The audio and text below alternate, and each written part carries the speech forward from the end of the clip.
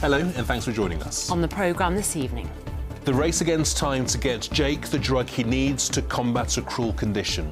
His family being forced to look overseas as the treatment's not available on the NHS. What I would question is why it's available in every other EU country, North America. You know, it's available to their residents. It's just, unfortunately, in Great Britain, we can't access that. What triple amputee and Afghan veteran Andy Reid thinks of President Trump's jibe about NATO troops dodging the front line. How a new drama about a gay ice hockey romance brought back bad memories for Manchester Storm player Zach Sullivan. Snowdrop season is upon us. These hardy bulbs got the memo. They thrive on cold, damp weather. Will we get it over the weekend? All the details coming up. And we're live with the queue at the chippy that says it is trying to make a difference to its community, trying to make that Friday night fish treat more affordable as the average price of it soars and soars. Find out how they're doing that later on.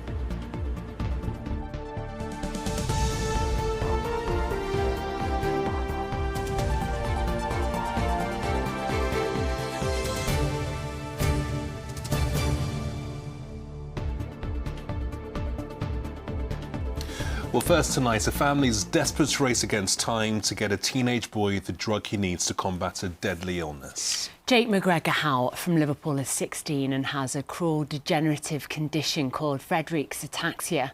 There is a drug available which is widely licensed for use in Europe and the USA.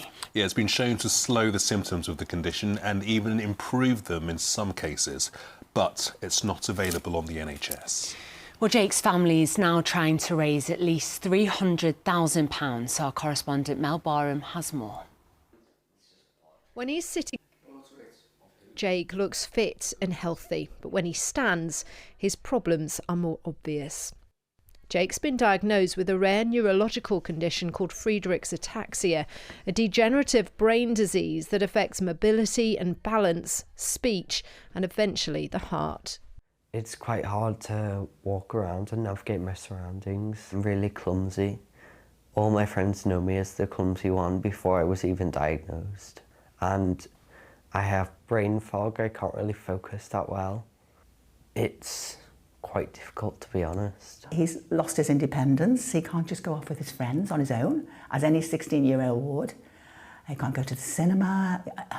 It's tragic that way. If this wasn't bad enough, Jake lost his mum to a rare cancer 3 years ago. I mean, the odds of that happening are just astronomical.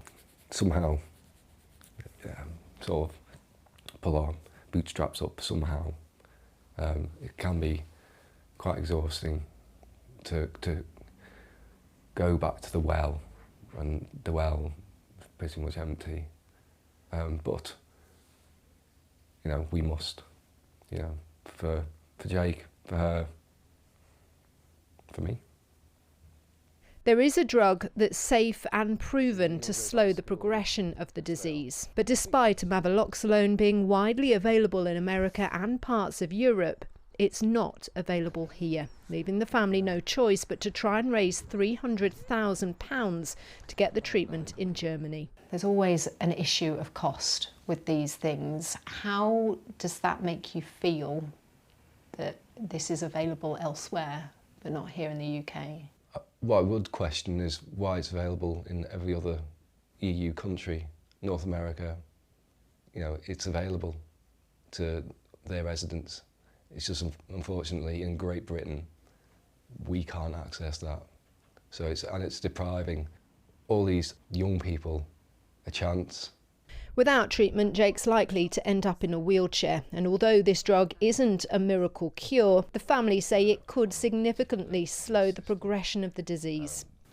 It would be life-changing. It would just be a chance for me to be normal. Well, she said to me before she passed away, she'd look after my boy. So that's a mission to me. That's what I'm doing. The power of love is incredible. It gets you going, it keeps you strong. Excuse me. So, I hope it's everything. Even to stop that progression, even to give him that chance, you can't put a price on that. You just can't put a price. It's wonderful. But for the drug to be effective, it has to be taken early, which means the family are now in a race against time. Mel Barham, ITV News, Liverpool. Well, a spokesperson for the government's health advisory service, NICE, told us they've been unable to make a recommendation on Amavaloxolone because the manufacturer withdrew its evidence. Yeah, they went on to say NICE must balance the benefits that a new medicine offers with the savings that have to be made from other vital patient services elsewhere in the system to pay for it. In more than 9 out of 10 cases in the past year, we have approved drugs for routine use in the NHS. Yeah, it goes without saying our hearts go out to Jake and his family. Yeah, they really do. And if you're looking for more information about that fundraiser for him, it's all on our website. Just head to itv.com/Granada.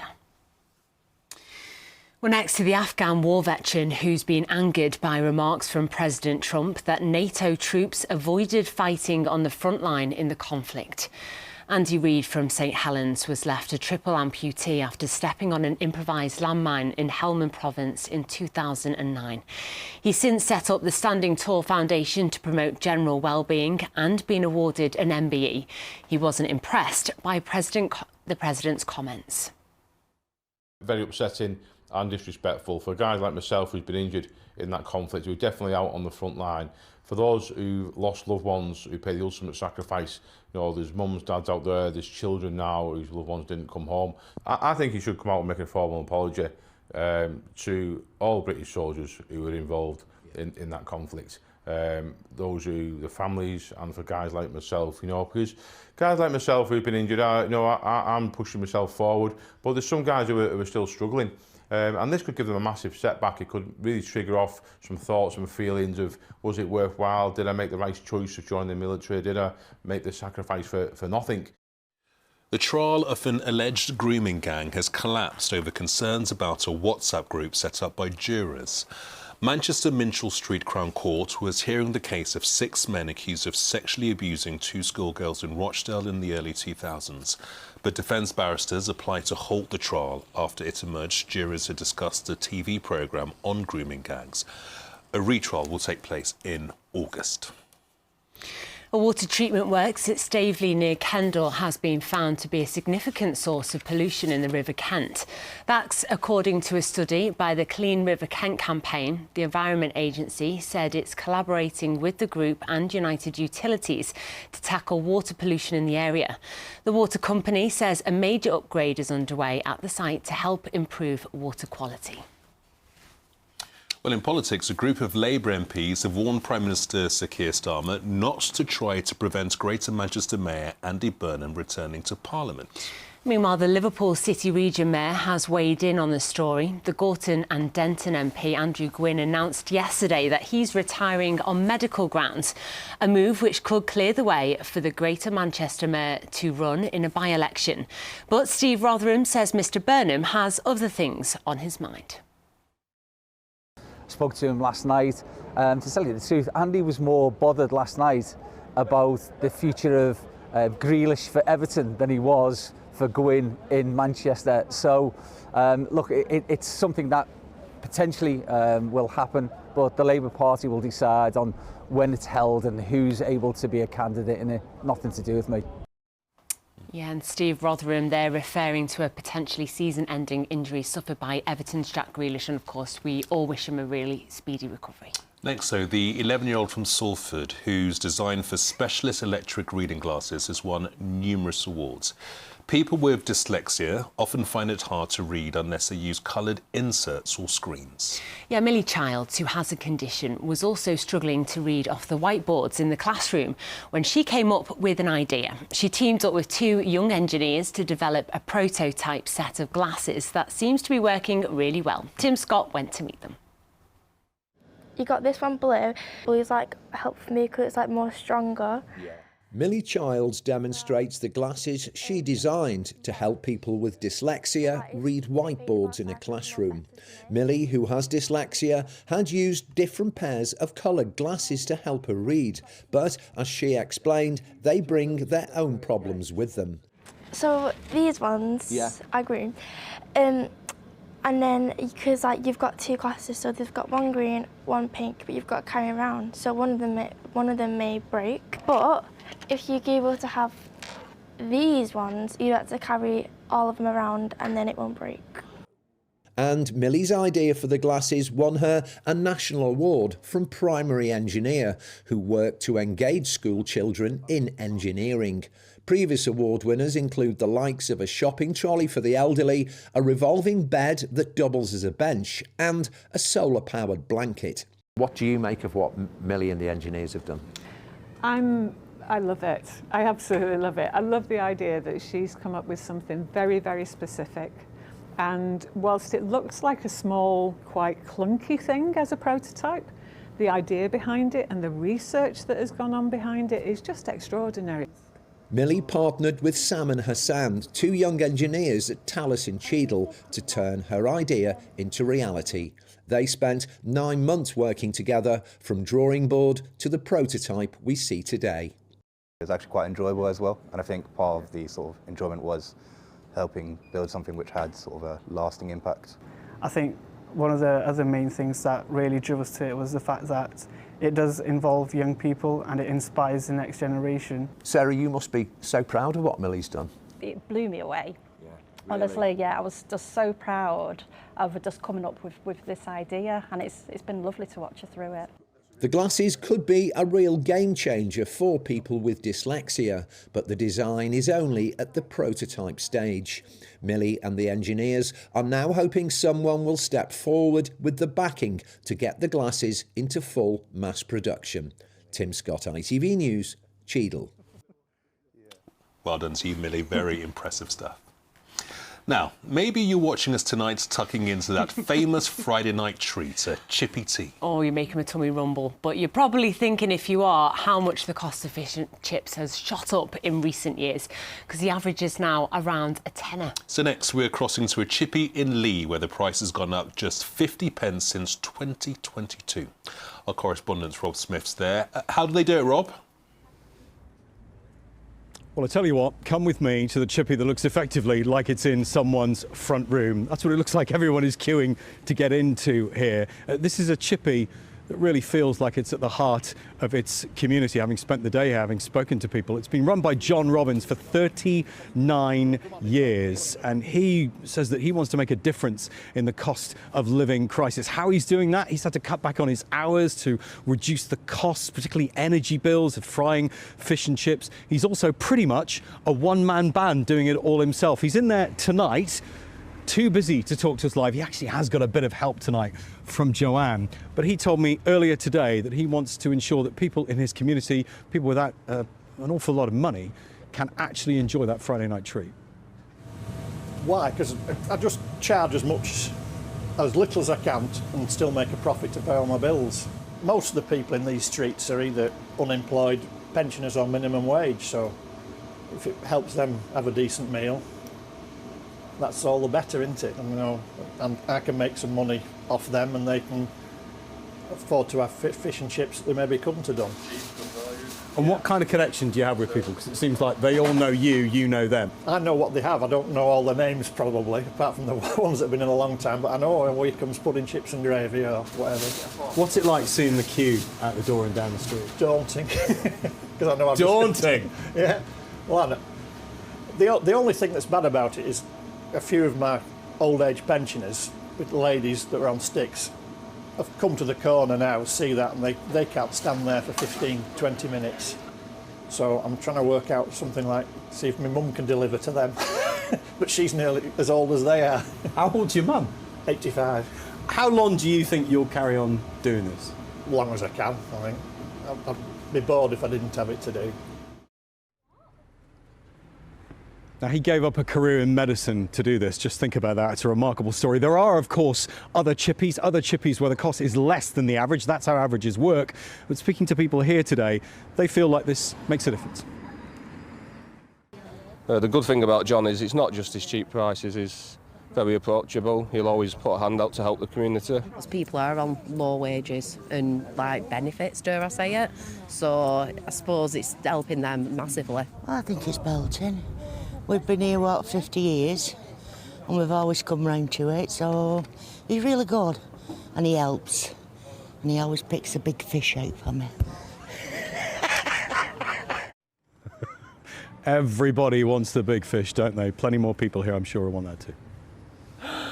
Rob, thank you so much. Imagine living next door to him. Oh, I'd love it. John, you're a hero. And we are expecting a takeaway delivery from Lee any moment. Gamal's got his stretchy pants on in anticipation. The belt is loose. I'm ready to go. With all the grim news about in the world at the moment, we are looking for more lovely stories and lovely people to cheer us all up, aren't we? Yeah, absolutely. Please tell us about the people and places in our region which make you feel happy. If you know someone like John who brightens up people's lives, or if you want to tell us about a happy place you go to, please do get in touch. Yeah, and you never know, we may pay them a visit. Send us an email to granada.reports@itv.com, and please remember to leave your contact details. Yeah, on to sport now, and a couple of fast slope stars are off to the Olympics. Chris, you've got a happy place, haven't you? I have. It's in here with you guys. People that make me happy, it's you two. I'm sure everyone at home will say the same thing. Yeah, two athletes at either ends of their careers, really. Lancashire skier Dave Riding and sandbach snowboarder Mia Brooks have both been named in the Team GB squad for the upcoming Winter Olympics. For Riding, Britain's most successful alpine skier, this will be his 5th and final Olympics. At just 16, Brooks became snowboarding's youngest world champion 3 years ago. This will be her Olympic debut. The Milan Cortina Games get underway 2 weeks today. In football news, Liverpool defender Andy Robertson could be on his way to Spurs. The Scotland international, who's been at Anfield since 2017, has only started 4 Premier League matches for Liverpool this season, and his contract expires in the summer. It's believed that the two clubs have begun talks over his future. Now, Michael Carrick enjoyed some classic battles with Arsenal as a player. This weekend he gets to take them on from the dugout. And not for the first time. He led Manchester United to a 3-2 win over Arsenal back in 2021 before Ralph Rangnick took charge. The interim boss says there's been no update on his future this week. What the important thing for me is any decision I make on my staff mate or the club mate. It's not short term, you know. It's not just to get through to the end of the season. You know, I've got a responsibility to whatever happens next for it to be in a good place and moving forward to make the right decisions. Well, now to Manchester City's touching tribute to their only canine season ticket holder. Simba, an epilepsy seizure alert dog, has died at the age of 12. With his owner, Lynn Ratcliffe from Cheadle, he's been attending City games for 9 years, seeing them lift 18 trophies. His incredible job was to give Lynn a 24-minute warning before every seizure. In tomorrow's matchday programme, City describes Simba as one of their most loyal and remarkable supporters. Well, next, to the Manchester Storm star who says a hit TV show about gay ice hockey players left him feeling angry and upset. Zach Sullivan is one of the few professional male players in the world to have come out as LGBTQ+. He says the Sky drama Heated Rivalry doesn't show the real-life experience. While he hopes the show will have a positive impact for future generations, he doesn't think it helps current professional athletes. He's been chatting with David Chisnell. I think it's fantastic that there's an LGBT romance.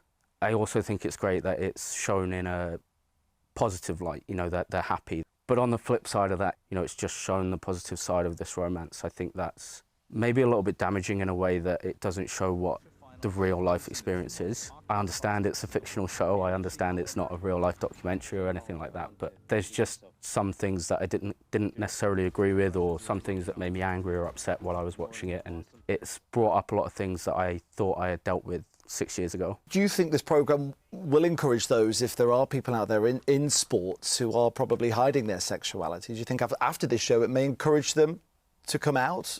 I think if this show had aired before I had come out, I would have run away screaming from it.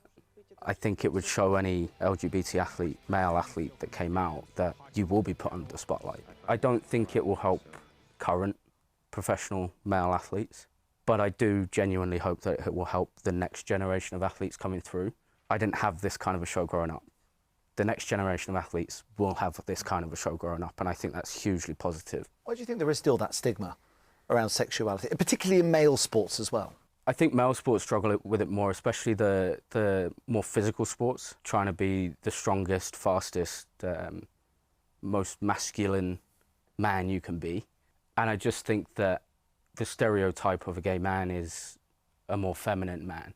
I could almost argue that a lot of gay people are more masculine. The trauma that they've had to deal with through any LGBT plus person coming out and going through that journey and the fear of not being accepted, it kind of makes you stronger as a person.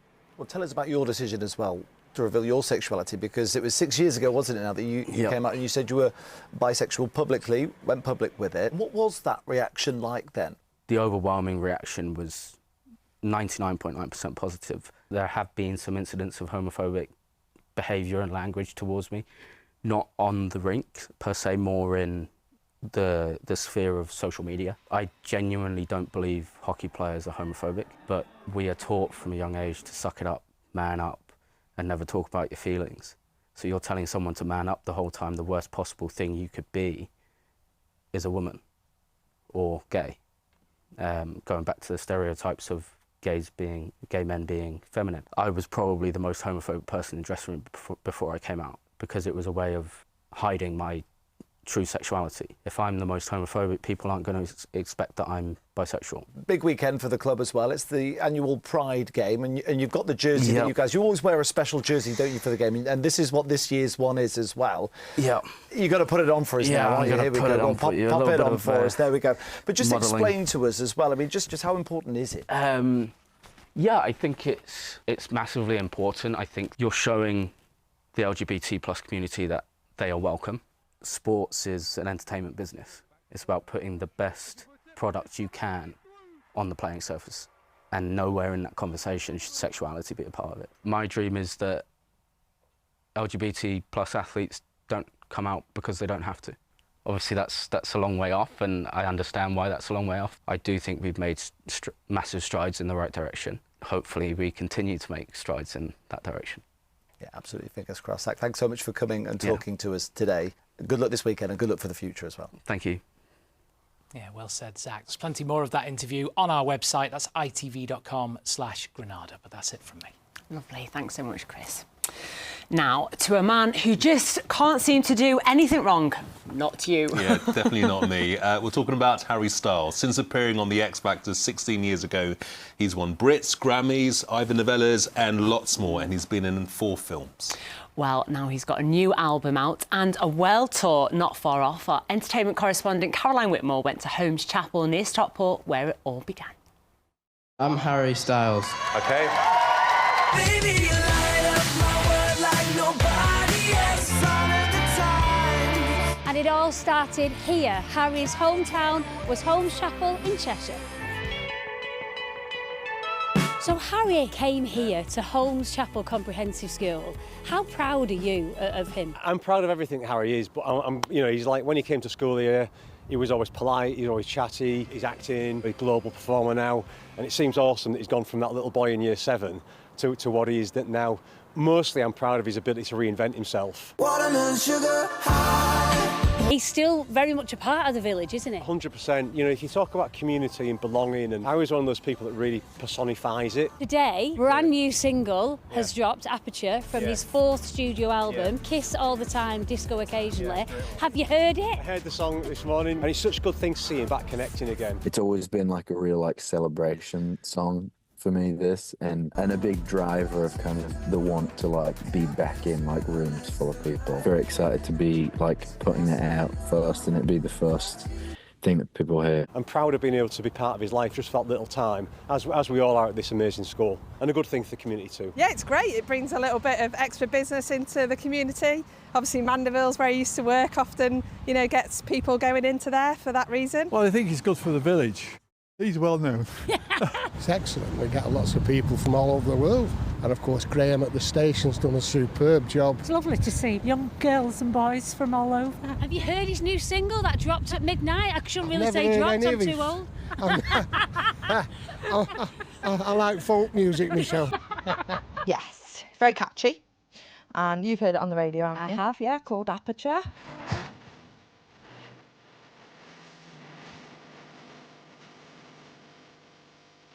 I haven't managed to hear his new single. Not yet. But I like some of his music as well, as old as I am. Stop it. I haven't heard his first one yet. I'm working on it. Well, it's 4 albums in. 4? Yeah. My God, Tommy Steele didn't have that many, did he? He's also released some dates, 50 in total. The only place he's coming to in the UK is London. So if he happens to knock on your door, Nige, you need to tell me. If he comes up north, I'll give you a shout. I gave him a map of Holmes Chapel, and I said, don't ever forget your roots, and he said, I won't. And Harry's Together World Tour starts in May in Amsterdam, and his new album's out on March the 6th. So is this weekend weather going to be the same as it was? See what I did there? Here's Emma. Mum, wet wipes, toilet or bin? Bin. Why? United Utilities sponsors ITV Granada weather.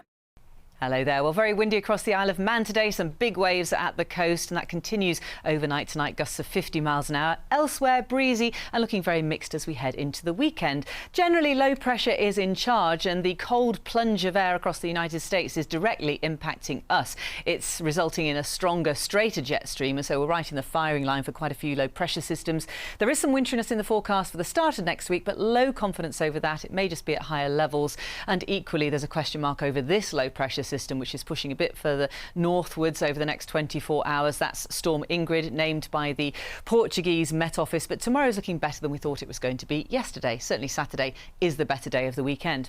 Overnight tonight, the rain pushes away to the north, skies clearing behind it. Staying windy, as I say, across the Isle of Man here. Still some strong gusts of wind, breezy elsewhere, but at least that keeps us frost-free. Maybe some mist and fog at higher levels. Thank you, Sheena, for this fabulous photo. For our sunset photo, the sun's up tomorrow, 8:10, sets about 20 to 5 in the evening. Thank you for sharing that with us, Sheena. Into tomorrow then, a fairly bright start to the day, and cloud may increase from the south as the afternoon wears on. However, it's not going to be too bad at all. Mostly staying dry with some good bright spells, especially further north, but still a little bit on the breezy side from a chilly direction, and so that's going to take the top off those temperatures. And then overnight, as we head into Sunday, you can see that this system spins a little bit further northwards than it did before, than we thought it was going to. So there could be some scraps of rain and drizzle around. Quite a grey day on Sunday, but slightly lighter winds, and then rather cold as we head into the start of the new week. Bye-bye. Cleaned up well. United Utilities sponsors ITV Granada weather. Thanks, Emma. The good news is our chips have arrived from John's Chippy in Lee. The bad thing is we've got to share them, and I think Chris Hall's run off with our sausage. Cheeky. Bye-bye.